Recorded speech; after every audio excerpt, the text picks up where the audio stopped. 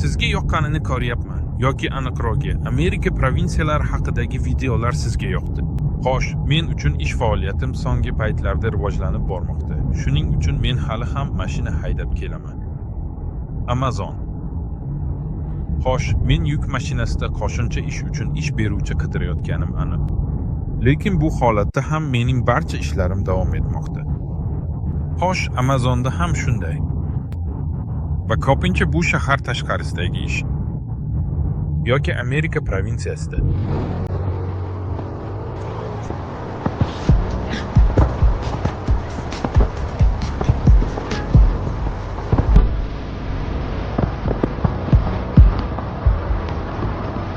Shuning uchun aytganimdek, bu mening shaxsiy blogim. Shuning uchun men uni suratga olishda davom etaman. Aynan shu narsa men bilan sodir bo'lmoqda. Va bu holda siz keyingi blogda men bilan birgasiz va biz keyingi Amerika viloyatiga ketyapmiz.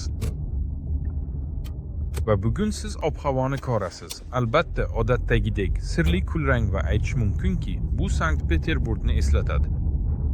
Faqatgina narsa shundaki, bu yerda iliq, shamol yo'q, tinch va albatta to'klar ibxonaning go'zalligidir. Ya'ni u doimo hamma narsani tozalaydi va keraksiz narsalarni olib tashlaydi. Mana hozir u ancha yaxshi qilib tumanlarni yo'qotmoqda. Aslida tashqarida telefon ko'rsatgandan ko'ra tumanliroq, lekin umuman olganda meni quvontiradi. Hech bo'lmaganda men to'klarda emasman va tashqarida ham ancha yorug'. Chunki men shunday baxtga muyassar bo'lganman. Tumanli tongda yoki tumanli, aytaylik, shunday paytda, to'g'risi, qorong'u bo'lsa va sen nafaqat tuman ichida harakatlanasan, balki doimiy ravishda manzaralar ham o'zi to'klardan o'zgarib turadi. Tekislikka tushib, doim shunday balandliklar o'zgarishi va keskin burilishlar bo'ladi. Va bilasizki, bu yerda juda ko'p hayvonlar bor. Va siz kapshoningizga kiyik kiyishingiz mumkin. Men buni aslida xohlamayman, chunki bu, aytaylik, mening hayotimni yanada qiyinlashtiradi. Menga bu mashinaning to'g'ri ishlashi, oxirigacha ishlashi kerak. Biz allaqachon immigratsiyaning birinchi bosqichidamiz. Bu yerda bekatni ko'rishingiz mumkin. Aytmoqchi, borib moyni almashtiring. Qizil uchburchak yonib turganga o'xshaydi. Moyni almashtirish vaqti keldi. Go'yo falokatli voqea sodir bo'lgandek chiroq yonib turibdi, lekin aslida jiddiy hech narsa qayd etilmagan. Bu yerda hamma narsa oldindan yozilish orqali amalga oshiriladi. Shuning uchun men Balmartda uchrashuvga yozildim. Va bugun men moyni almashtiraman. Men mashinamni oxirgi marta boshqarayotgan edim va u allaqachon shunchalik dahshatli ediki, haydab ketasiz va hayajonlanasiz. Kimdir orqamdan favqulodda chiroqlarni yoqib to'xtadi. Nadia shunchaki hamkasb.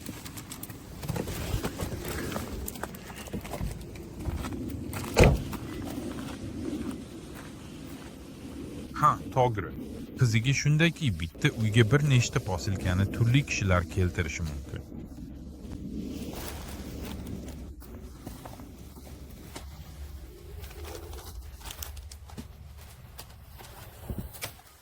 Lekin aftidan, bu yerda santexnik yashaydi. Biznes suv ta'minotini ta'minlagani aniq. Mana uning kompaniyasi va mana bu noyob eski mashina singari, u ham chirib ketmoqda.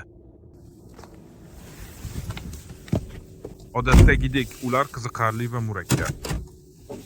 Men tez-tez har kimning oz dam olish kunlari o'yinchog'i yoki dam olish kunlari mashinasi borligini payqayman. Bu yoqichli mashina. Amerikalikmi, bir oz Toyota Mustangmi? Aynan o'sha yillar va shanba yoki yakshanba kelganda, ular bu mashinalarni aytganda sayrga olib chiqishadi va o'zlari ham ular bilan birga ketishadi. Bundan tashqari, ular mukammal holatda va ko'pincha shunchaki ko'ngilxushlik qilish, zavqlanish va shimlarni ko'rsatish uchun tashqariga chiqishadi. Bir vaqtning o'zida to'rtta posilkani bitta joyga yetkazib berish uchun ajoyib imkoniyat. Va bu yerda bizning ko'zimizni quvontiradigan narsa, ayniqsa tanish narsa emas.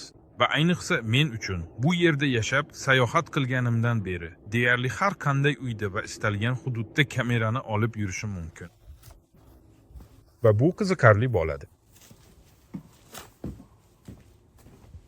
Men qichqirgunimcha Mana oddiy, ahamiyatsiz, aytaylik, sigirlar. Nimadir juda mo'ynali. Katta ham, qizg'ish ham, lekin fermada ham chorva unchalik ko'p emas. Ular faqat qizg'ish emas, boshqacha ham bo'ladi. Bu yerda yo'llar albatta ayniqsa to'g'larda juda boshqacha. Va bilasanmi, shunday sharoitda, ayniqsa tunda yoki qorong'u paytda haydash qanday his-tuyg'ular beradi, tasvirlab bo'lmaydi. Yo'l yetarlicha egri-bugri bo'lsa, ustiga ustak tuman ham bo'lsa. Hech bo'lmasa tuman hozir unchalik qalin emas, lekin umuman olganda bu yerda ishlar juda yaxshi ketmoqda. Rulda shunday yurish, doimo rulda yurish. Va ko'rib turganingizdek o'rmon albatta ajoyib. Buni deyarli ertakdagidek deyish mumkin. Yoki hech bo'lmaganda biron bir qo'rqinchli filmdan, to'g'rimi? Men bu yerda qancha vaqt yashaganim va bu joylarda qancha vaqt sayohat qilganim shu.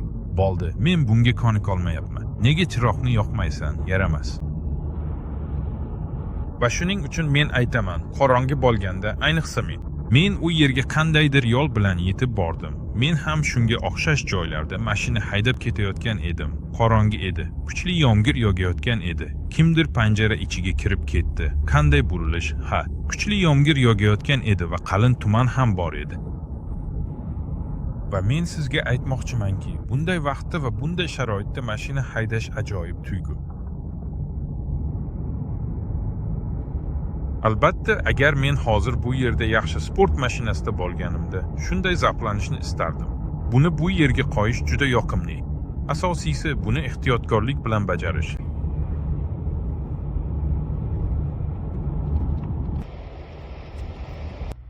Ish mehnat, lekin vaqt imkon beradi. Men mashinada ketayotgan edim va o'yladim, to'xtab qolaylik. Va bu yerda parkka o'xshaydi. Shunday chiroyli ko'prik bor va odamlar baliq ovlashyapti. Keling, ko'rib chiqaylik. Qanday toza suv. Va manzara albatta hayratlanarli. Ertalab erkaklar o'zlarining muloqotlariga ega. Ular baliq va boshqa narsalarni ovlashadi. Ular muloqot qilishadi.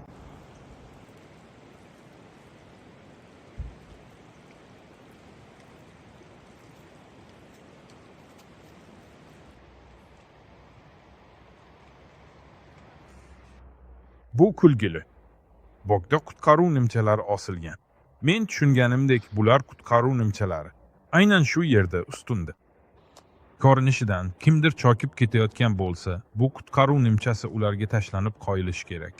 Bu daryoda kim suzayotganini bilmayman, lekin aftidan u suzmoqda va aftidan yaxshi sababga ko'ra. Bu yerda qutqaruv nimchalari osilgan. Shunga o'xshash. Xo'sh, tamom. Lekin alkogolchi beveraj permitda. Ular ichishni taqiqlashadi. Tasavvur qila olasizmi? Alkohol bo'lmasa, qanday baliq ovlash bo'ldi? Ko'pchilik bizning erkaklar bundan voz kechgan bo'lardi. Aytgancha hojatxonaga boramiz, o'yinlarga ham kiramiz. Shunchaki ketayotganingda, qanaqadir chekka qishloq, lekin bu yerda mana shunaqa mini park qilib qo'yishgan. Hatto kimdir o'ziga joy ajratib olgan. Mana shunaqa uy-joy, tushunishimcha, hojatxonalar, mangal uchun maydonchalar, toza, o'zlarining parki. Aytgancha, seni mahalliy hojatxonalar bilan tanishtirmoqchiman.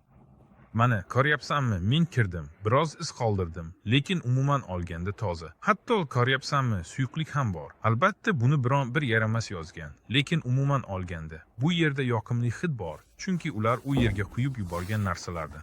Demak, bu yerda bu buks bizniki ekan. Xushbo'ylashtiruvchi vositaga o'xshash suyuqlik. Va u yerda siydik yoki axlat hidi yo'q. Va u vodiy zambaklari kabi hidlanadi. Yo xudo.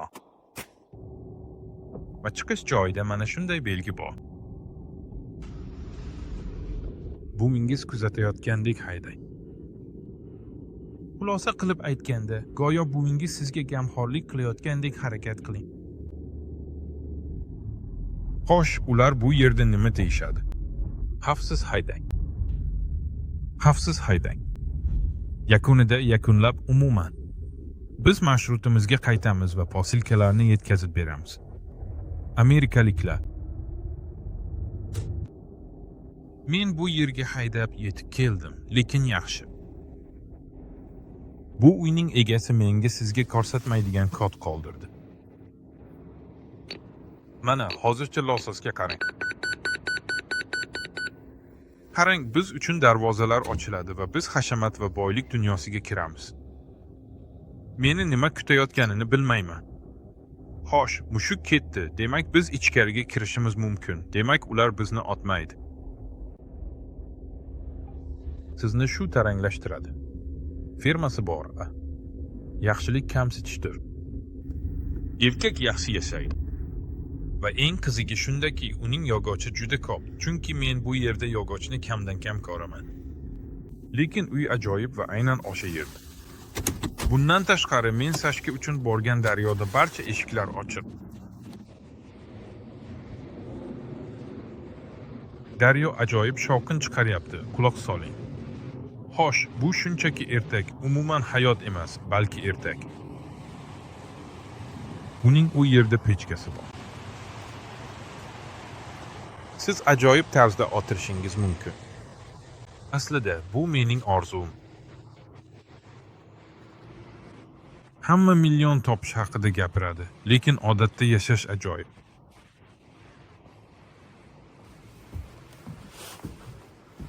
Albatta bu qiziqarli ekanligi rost, lekin ba'zida bu yerda zerikarli bo'lib qolishi mumkin, chunki tabiat albatta ajoyib. Lekin nafaqaga chiqqaningizdan keyin ham yashab, doimiy ravishda yuqori cho'qqilarda yashash ham ajoyib bo'lardi. Tanish sifatida hayot kechirish uchun siz chindan ham yaxshi introvert bo'lishingiz kerak. Daryo bo'yida shunday chiroyli uyda joylashgan joy.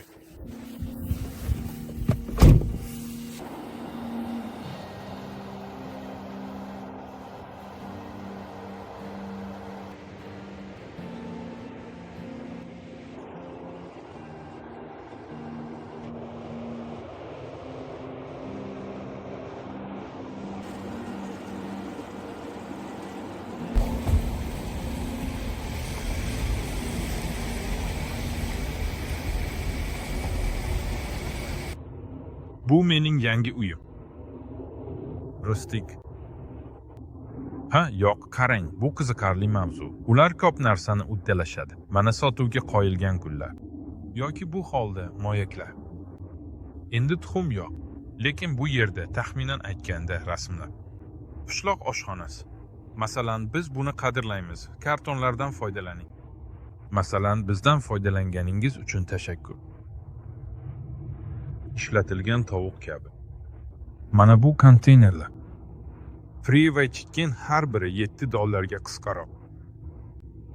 Ma'lum bo'lishicha, bu yerda 12 ta tuxum bor ekan, lekin do'konda, taxminan aytganda, ularning narxi bir xil, plus yoki minus, lekin kechasi ular arzonroq 6 tiyin. Gilos daraxtida shunday yozilgan. Tabiiy kimyogar, alfa va farmatsevtika va xiyla-nayrang ham shunda. Ular har doim tuxum bilan nimaga tushib qolishadi. Mana bu termos idishi, mana bu 1 soatlik buyum, tuxum yo'q. Keyin, taxminan aytganda, odam ozoziga xizmat ko'rsatish orqali oladi va mana shu yerga pulini tashlaydi. Hammasi shu, tuxumni oldi, pulini tashladi va kim sotganini bilmaydi. Shunga ko'ra, odam tuxum sotib oldi, lekin bu yerda nimagadir hamma uchun narxni oshirib yuborishadi. Erkak kishi aytishi mumkin. Odatda tuxum uchun biroz kamroq 5 talik olishadi. Shuning uchun ham Amazonlik hamkasb elektr velosipedda ketdi. Aytgancha, amerikaliklarda shunga o'xshash dastur bor. U nima deb ataladi? Qo'shnilaringizni kuzatib turish yoki ularga ko'z-quloq bo'lish. Qarang, u menga qarab turibdi. Masalan, ko'k nimchali yigit, bu yerda nima istaysan? Ombordan shunday ko'rinadi. Ha, bu dastur amalda va ko'pincha uzoqdagi yoki Portlandning o'zida biron bir turar joy hududiga kirganingizda, men tez-tez shunday narsani ko'raman. U yerda qo'shnilarni kuzatish belgisi osilgan va mana shlyapa kiygan kichkina yigit tashqariga qarab turibdi. Va bu shuni anglatadiki, u yerda qo'shnilar bor. Ha, biron bir holatda ular aslida 911 raqamiga qo'ng'iroq qilishadi. Xo'sh, yoki ular chiqib so'rashadi. Ma'lum bo'lishicha, men hatto bir marta tog'li hududga mashinada borganman va shunday qimmat uylar bor edi. Menimcha, bittasi 4 millionga sotuvga qo'yilgan edi. U yerda manzarasi bor edi. Qisqasi, bu ajoyib. Aslida borib suratga olaman deb o'ylayapman va men suratga olishni boshlayman. Keyin esa barcha outbooklardan odamlar op-op kabi ketishadi. Va kichkina odam yonimga kelib, "Yur, kel, oq nonim, bu yoqqa kel" dedi. Men unga tushuntirish uchun Google Translatordan foydalandim. Xayriyatki, u yerda Google Translator bor edi. Men kimman, nimaman va nima uchun bu yerdaman va u qoida tariqasida mendan orqada qoldi, deyish mumkin. Yigit hatto velosipedda ham yuradi. Bu shunday. Aytgancha, yana bir diqqatga sazovor jihat bor. Xususan, bu yerda juda ko'p o'rmon borligi sababli Oltoydagi kabi uylar bor. Bu kabi dumaloq yog'ochlar yoki Sibirdagi kabi qayerdadir ular unchalik ko'p emas. Iltimos, mana bu yerda ikkita uy bor. Lekin asosan ular izolyatsiyalangan panellardan yasalgan. Lekin bular faqat yog'ochdan yasalgan. Men bunday yumaloq bolakni juda kamdan kam hollarda ko'raman. Biz Amerika uy hayvonlari dunyosi haqidagi ruknimizni davom ettiramiz. Bu yerda lampalar juda kam. Men ularni bir joyda ko'rganman. Ular juda ko'p edi. Hammasi shu yerda. Voy, qanday ulkan qovoqlar. Men ham shuni tushundim. Uning yonida Nissan Maxima turibdi va bular zanjirli ara ustidagi ikkita qovoq. Bularning barchasi qandaydir saylov formati uslubida uyga oyib ishlangan edi.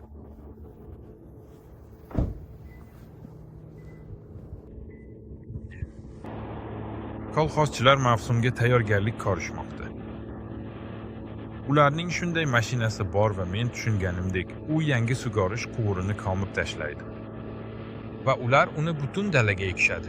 Va keyin men tushunganimdek, ular kelajakda qamoqqa tashlanadi. Mana buta go'yo u yerda uzoqroqda o'sadi.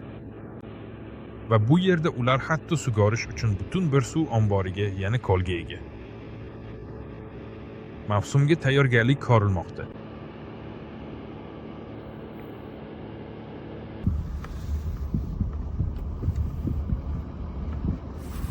Nima bo'ldi? Qiziquvchan kolbasa. Siz turib qaraysiz. Qarang. Uning bo'ynida allaqachon nimadir bo'layotgan edi. Ular tupurishni yaxshi ko'radilar. Hop, mayli, keling. Siz allaqachon tayyor ekanligingizni tushunaman. Albatta men sizning oldingizga borardim. Bu yerda kanaldan o'tish qiyin. Xo'sh, o'z tilingizda bir narsa ayting. Obunachilar, obuna bo'ling va like bosing. Va albatta amerikalikchani yetkazib beruvchi haydovchining viloyat kundalik hayoti haqida videolarni tomosha qilishni unutmang. Sizda shunday kruchka bor.